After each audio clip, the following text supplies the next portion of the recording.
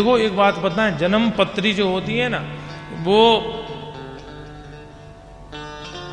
उसी पर निर्भर नहीं रहना चाहिए।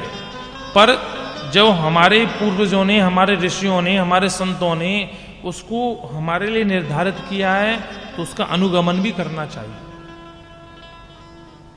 जन्म पत्री व्यक्ति का आईना होती है।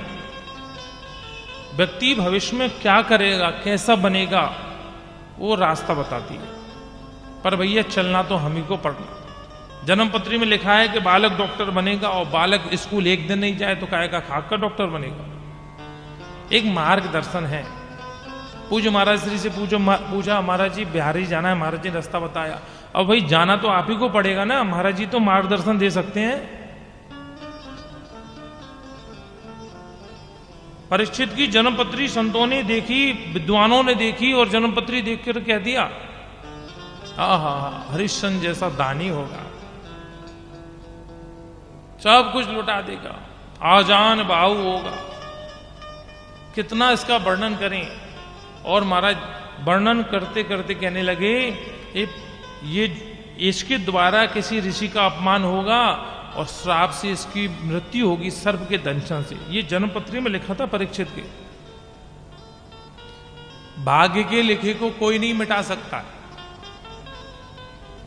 कभी कभी बैठकर सोचना चाहिए महाराज जी हम पे इतना परेशान क्यों हो रहे हैं।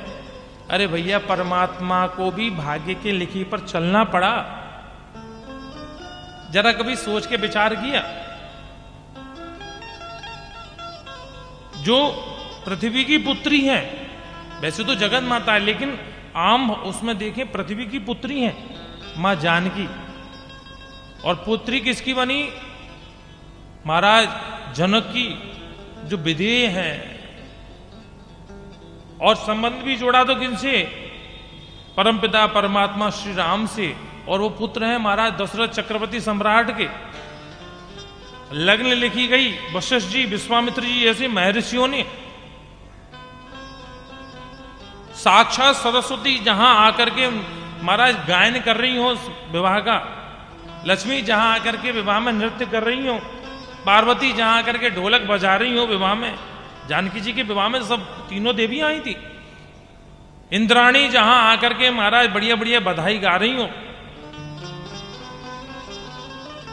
ऐसे ऐसे ऋषि मुनि वेद मंत्र बोल के जिनका विवाह कर रहे हैं, उन किशोरी जानकी को विवाह के बाद क्या मिला? क्या मिला? वनवास। कितने दिन रही? 11 वर्ष रही मात्र विवाह के बाद, बाकी तो वन में चली गई 14 वर्ष। वहां से आकर फिर कुछ समय तक रही, फिर वन में चली गई। फिर वहां से जब लौटी सीधी पृथ्वी में ही समा गई।